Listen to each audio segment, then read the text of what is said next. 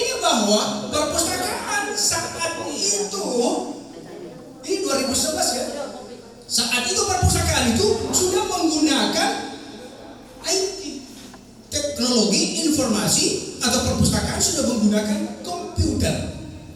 Berkembanglah ilmu pengetahuan dan teknologi, semuanya sudah menggunakan komputer. Mendata, mengakses pelanggan dan sebagainya sudah pakai lagi komputer. Berkembangnya waktu, komputer ini terbatas untuk menyimpan data, terbatas sekali. Mungkin kalau data-datanya Konawe Utara mungkin hanya belum semuanya sudah full. Ya, sudah full, sudah tidak bisa menampung lagi data-data yang ada di situ. Maka bagaimana caranya agar data-data, data buku, data pustaka dan sebagainya itu bukan hanya Konawe Utara, bukan hanya Provinsi Sulawesi Tenggara, bahkan nasional, maka diciptakanlah yang namanya InSlitLight program yang InSlitLight. Artinya bahwa ini bukan hanya komputer saja, tetapi seluruh perangkat-perangkat lunak dilengkapi, ada VCD-nya dan segala untuk menampung semua dokumen-dokumen yang ada.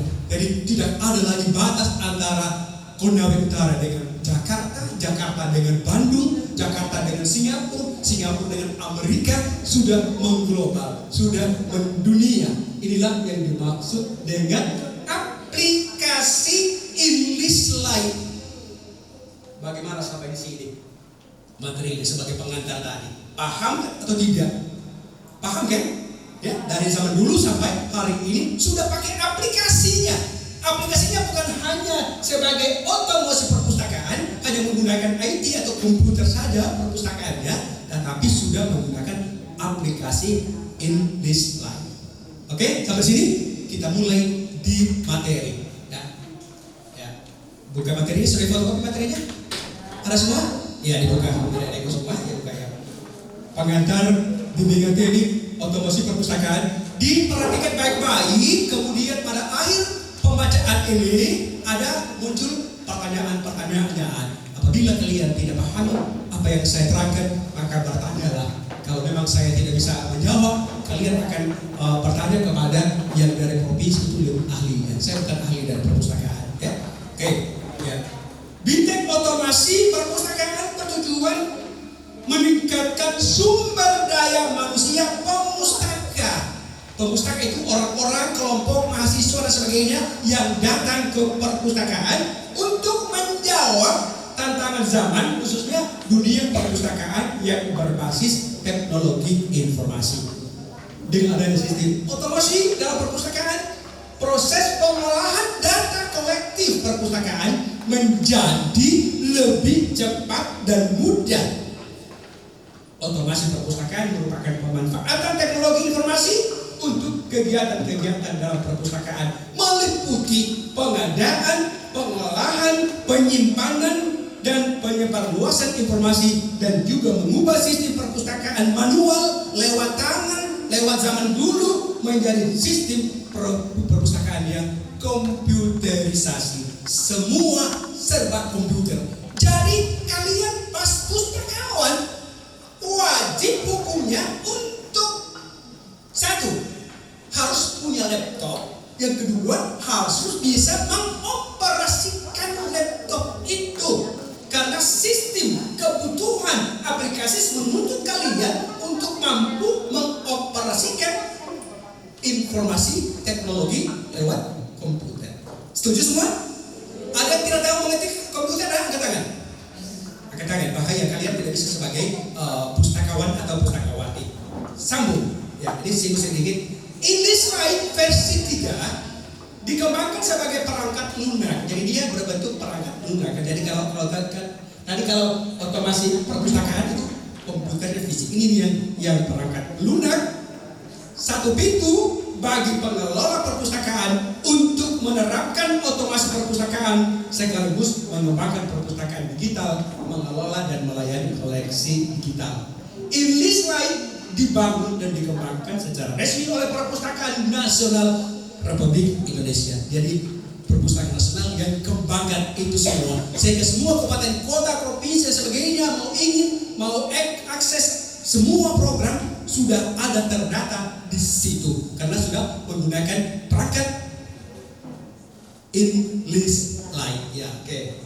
Berikutnya, dalam rangka menghimpun koleksi nasional dalam jejaring perpustakaan kita nasional Indonesia, di samping membantu upaya pengembangan, pengelolaan dan pelayanan perpustakaan berbasis teknologi informasi dan komunikasi di seluruh Indonesia yang berdasarkan pada dasarnya Undang-Undang RI Nomor 43 Tahun 2007 tentang perpustakaan, yaitu satu Peraturan Pemerintah Nomor 24 Tahun 2014 tentang pelaksanaan Undang-Undang Republik Indonesia Nomor 3 Tahun 2007 tentang perpustakaan, Undang-Undang Nomor 4 Tahun 90 tentang Sera Sempakarya Cetak dan Rekam.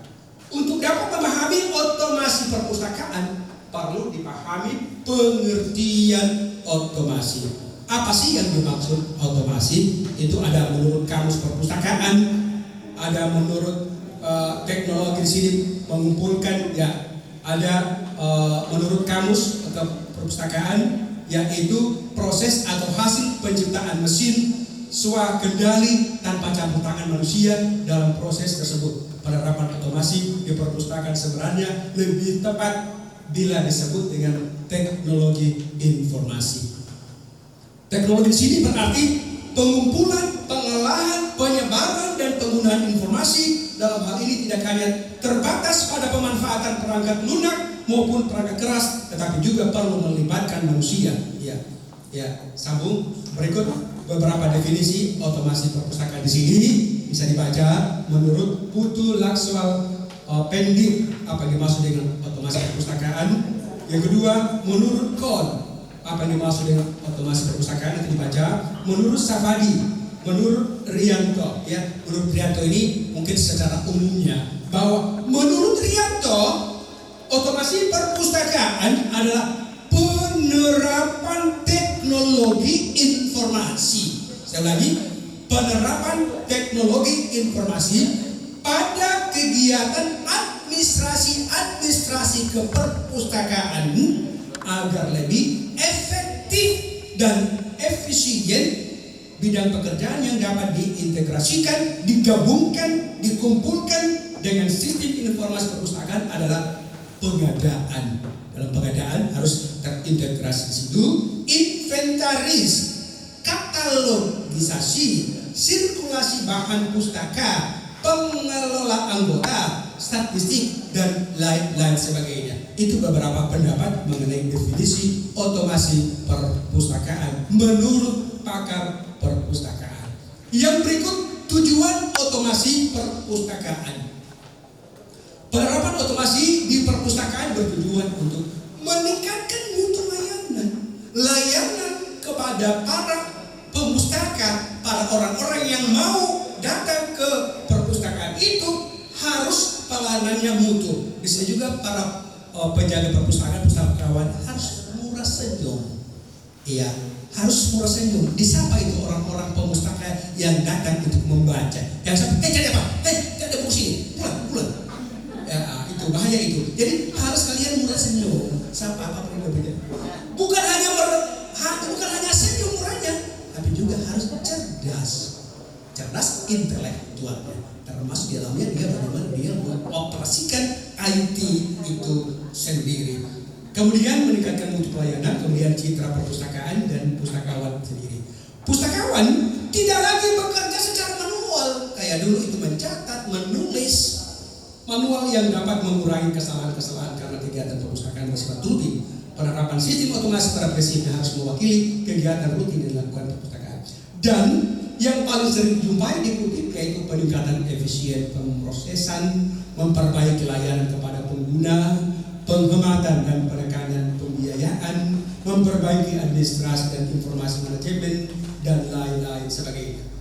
Manfaat otomasi dalam perpustakaan: satu, meningkatkan layanan perpustakaan.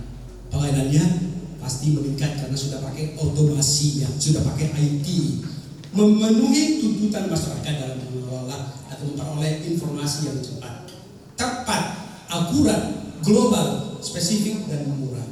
Berikut 3, efisien ruangan. Ruangan kecil juga bisa kita gunakan. Waktu cepat sekali, tenaga tidak banyak butuh tenaga dan dana juga. tidak terlalu banyak dibutuhkan. Membantu validasi data dengan akurat dan cepat, memudahkan dan mempercepat penelusuran akses informasi, meningkatkan citra perpustakaan dalam era globalisasi informasi, keleluasaan dan keragaman koleksi untuk multi purpose dengan berbagai tujuan. Berikut unsur-unsur yang diperlukan dalam pelaksanaan otomasi perpustakaan. Satu, ada perangkat kerasnya, namanya hardware. Ya, ini namanya perangkat keras, ya. Hardware namanya. Kemudian ada namanya perangkat lunak, ya, atau software, ya. Kemudian ada yang namanya sumber daya manusia atau brainware yang mengoperasikan itu brainnya, otaknya, manusianya harus cerdas. Kalau dia tidak cerdas itu bahaya. Pengguna user yang menggunakan itu, ya. Kemudian data, kemudian jaringan. Ini semua harus diperlukan dalam pelaksanaan otomasi perpustakaan. Jika ini tidak ada, itu untuk menggunakan perpustakaan secara elektronik itu belum bisa karena tidak ada. Jika tidak ada hardware-nya, tidak ada software-nya seperti flash dan sebagainya. Kemudian ada otaknya juga orang-orang yang harus cerdas, penggunanya data dan jaringan. Ya, ini Korea Utara ini yang bermasalah ini di jaringan, ya. Sering-sering putus-putus atau hilang dari kemarin di lampu tadi malam mati lampu, saya mengetik ini konsep ini mati lampu, akhirnya saya pilih di bahan pembangunan daerah, saya printer di materi, ya. Saya mengetik ke printer, pas mau cetak, mati lampu, sementara besok materi, akhirnya saya lari di bahan pembangunan daerah, ya. Ini dicetak di bahan pembangunan daerah yang punya lampu, okay. Ya. Kemudian penjelasannya apa sih yang dimaksud dengan hardware atau perangkat keras, itu sudah jelas sekali di situ. Ada yang namanya printer, ada komputer, ada barcode, ada scanner dan lain-lain sebagainya. Kalian yang ahli komputer sudah tahu apa yang dimaksud dengan perangkat keras atau hardware. Kemudian perangkat lunak, apa itu yang dimaksud perangkat lunak? Metode antara manusia dengan komputer. Hardware sebagai komponennya adalah intangible, artinya yang tidak nyata, tidak dapat disentuh. Ada data-data di dalamnya, itu perangkat lunak. Kasihnya tidak bisa dunia, tidak bisa dilihat dan tidak bisa diraba bentuknya, ya. Itu yang dimaksud dengan software, ya. Tidak bisa lengkap kalau tidak ada softwarenya. Hardware tidak bisa ada, tidak bisa dia berfungsi kalau tidak ada softwarenya. Berikutnya adalah brainware. Brainware itu adalah